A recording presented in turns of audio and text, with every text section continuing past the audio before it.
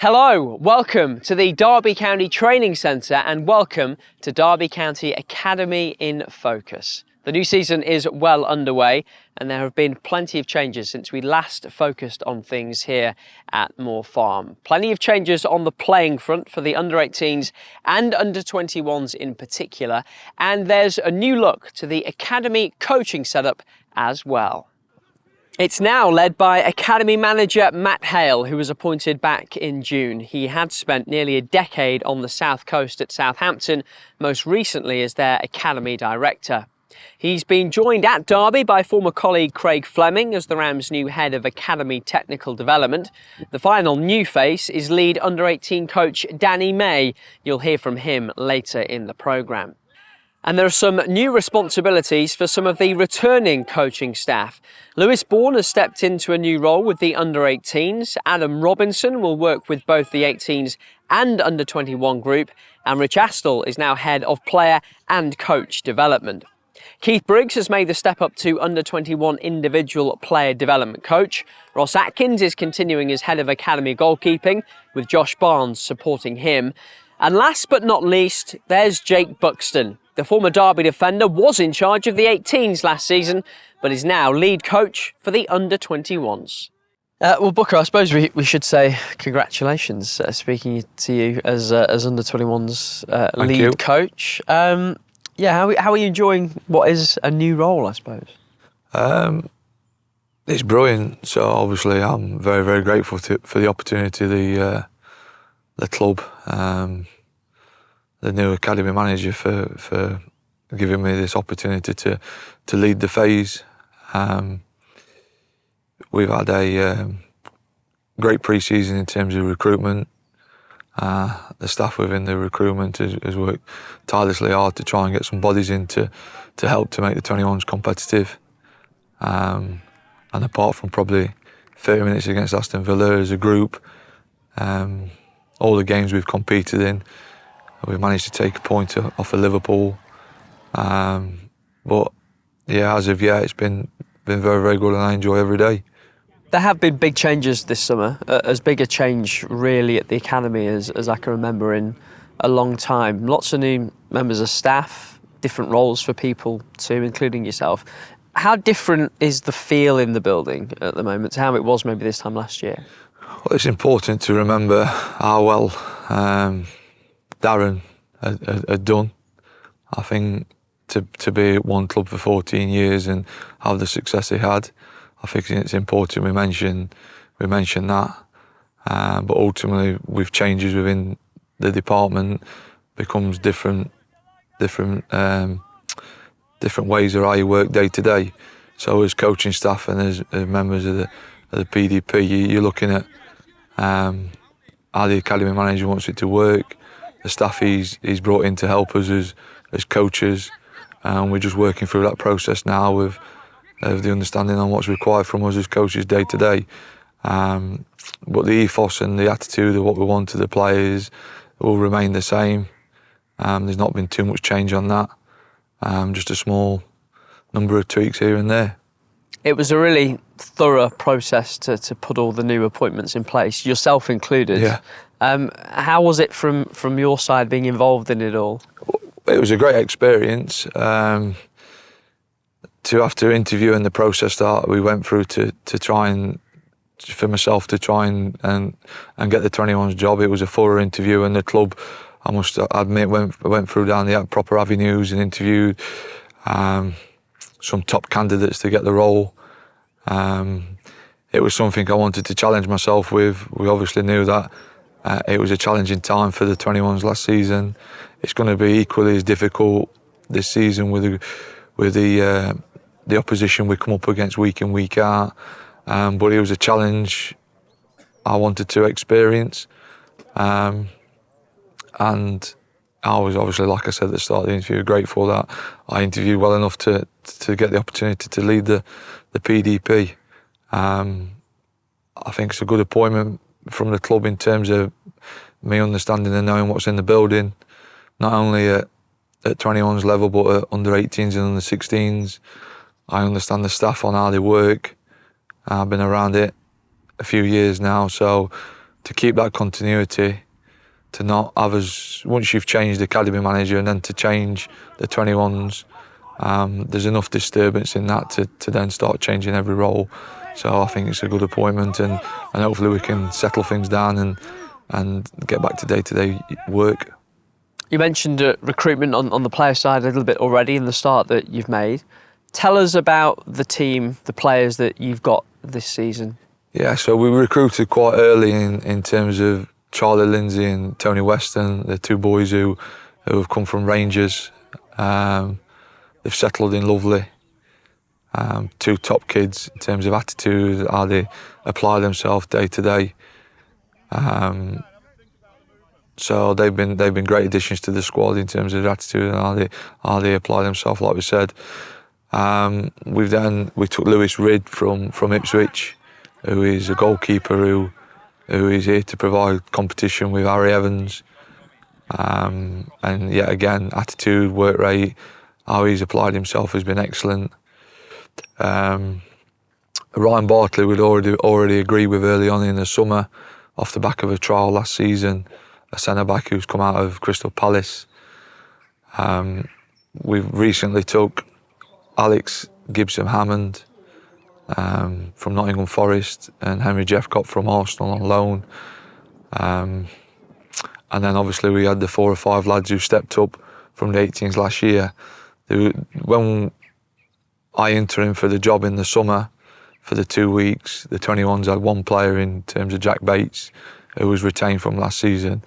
So it is a work in progress. It is a group who are just finding their feet, but our initial thoughts of the first couple of months of working with them, we've got a top group of lads in terms of attitude and how they want to work for each other. And that's first and foremost what we expect of the players. And someone we should mention at the other end of the age profile is a former teammate of yours, Bradley Johnson, who is part of the squad as, I guess, your permanent overage player. I'm not sure what sort of the official designated term is from a playing perspective, but part of the coaching staff as well. Just talk to us a little bit about what Bradley brings and what you hope his role will do for the team as the year goes on. He's done exactly what we expected of him since day one. So setting standards within the dressing room when the coaches, the dressing room is an area where the coaches are comfortable with going in and it's fine, but not always to be seen in there. So for Bradley to be in there and set standards within that group is exceptional, and exactly the same day to day at training. So first and foremost, as a player and what we expect from a senior player, is he's been exceptional. His performances on the pitch have been brilliant as well. You can go as far as saying he's been in probably our top 2 or 3 performers in each game. So not only is he a good senior player and experienced, he still can compete at the level, which is good. And then the next thing is when we're doing our coaching, our preparing for sessions, our organisation, he's been around it. And the experience he's had as a player or working with certain coaches, he's tried to implement that to us as coaching staff, and we'd be crazy not to listen and learn from him. And hopefully this is part of his journey to start coaching himself down the line. But ultimately I would say is he's got a lot left in the tank to carry on playing. And like I said, some of his performance levels have been exceptional. Age-old question. How do you, as the 21's boss, how do you manage team results and team performances with individual player development? Because I guess that is a balance you have to hit. Yeah. So my job is to make sure that we provide Paul Warne with young, hungry players to impact either training or games for the first team. That is our job, to make sure when we provide them players to go and train with them, or they get that opportunity, they're ready. So first and foremost, that's our job. And historically, over the past 14, 15, a long time before Darren was here as well, with Huddleston's and the players which the clubhouse produce young players, and that's what we've got to continue doing. The bit which I believe I bring to the young players is understanding of the game, making sure that they know what's required to play in our first team, and how hard it is. It's not given to you on a plate, so that's my job. along with managing senior players as well now, which is a great experience to coach an under-21 group, but also having to manage Bradley Johnson on a day-to-day basis. He can't train to the same levels as what the other boys do every day. So I'm learning and I'm getting great experience, which I wanted along the way as well. Last season was a real struggle for the under-21s, and the Premier League 2 fixture list wasn't too kind to kick off the new campaign either. That draw with Liverpool, undoubtedly the highlight so far. DeJean Brown scored in that one. The striker has 2 goals in 4 games. Derby did beat Mansfield in the Central League. The Young Rams are taking part in that competition as well this season to get some extra games in. 2 wins and 7 points from the opening 4 matches for Derby's under-18s. Lennon Wheeldon scored in the wins over Newcastle and Middlesbrough. It's certainly been a promising start. More on the 18s a little later. And we should mention the academy players who are currently away on international duty. Darren Robinson and Charlie Lindsay are both away with Northern Ireland's under-21s for a pair of European Championship qualifiers. Dan Cox is with Wales under-19s for their friendlies against Finland, while scholar Cruz Allen has been called up by Wales under-17s. And Carlos Richards has been in Georgia with Gibraltar's under-21s for their Euro qualifying fixture. Congratulations to all the guys. I'm sure we'll catch up with them soon. Time to introduce you to a new face at Derby County Football Club now. Danny Maye had been a big part of Southampton's academy for over 10 years before swapping the South Coast for the East Midlands earlier this summer. He's now lead coach of Derby's under-18s. Well, belated, I suppose, welcome to Derby, because I know you've been here for a little while now and settled in. We'll talk maybe players and plans and all that sort of stuff. But start with your journey to this point, I suppose. Why Derby? Why now? Yeah, probably a couple of things, personally and professionally. I was at Southampton for nearly 12 years. Felt it was just the right time. Had a brilliant time there. Left them in a good place, but wanted something different. Obviously, you come across clubs all the time in that length of that period of time, and come across Derby a lot. It was quite clear the academy was something they really valued here. You know, you can see that with the lads that have had opportunities in the first team, and it's a big thing for me. Working in the academy, it's my passion. You want to see that there's a pathway, and if they earn it, there's opportunities in the first team. Had that at Southampton, and then wanted to come somewhere similar to that here. And then the other thing was want to work with good people. Every time I've come across Derby, you've got really good people here, and I've not been disappointed. You know, from the first few weeks I've been in, everyone, Briggsy, Bucko, you know, sitting down, talking through the players and their likes, dislikes, so helpful. And then the 18 staff I've come straight in with have been first class, you know, like anything. A lot of amazing things already going on that they've shared, and we've continued, and then some new ideas that I've brought in. So on board with it, you know, straight away wanting to try some different bits. So yeah, it's a top club, and I was looking forward to coming. I know it's like any industry in the sense that everyone's always looking at competitors. How do they do things? What can we sort of take from them? What can we steal from them? Were you always looking at Derby in your time at Southampton, which has had a fantastic track record of bringing players through as well, of course? Were you always looking at Derby and aware of what was happening here? Yeah, I think you do with every club. You know, there's been some fantastic work going on right across the country with academies and clubs in general, and you're always looking to steal some ideas. That's evolution in itself, really. You know, nothing's particularly brand new. But, you know, when you're looking at a club that's producing players, you know, and have notoriously carried smaller squads, you know, have been able to progress players quickly, have tried to keep pathways clear, you know, that I'd say that was quite similar, and it was something certainly we wanted at Southampton at the time, and something we'd want to continue here. But yeah, definitely. And I think as well, just the way the club has almost a family feel to it, always been competitive. You know, when we've played Derby in cup games, always been competitive, lads desperate to win. So yeah, there was a number of things, not just from Derby, you know, from other clubs that you want to take and evolve your own ideas and then hopefully take somewhere else. Where does your passion for wanting to work with younger players come from, do you think? Going back quite a long way, probably. I started off my career as a player at Leicester, then went Port Vale, Southend, and those age groups when I was younger, certainly around sort of 16s up to sort of 22, I felt were key learning times for me. Like anything, you have some coaches that are outstanding, you have some that you don't necessarily get on with.